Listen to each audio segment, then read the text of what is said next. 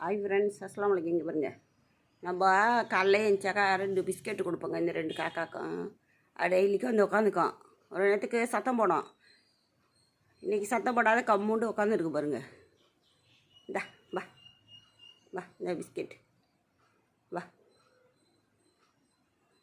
வா வா. பாருங்க, அது பிஸ்கெட்டை போய் எடுக்க போகுது பாருங்க.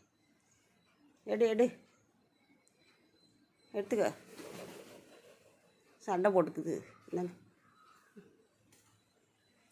ஐயோ ஓடிடுச்சு அந்தானே.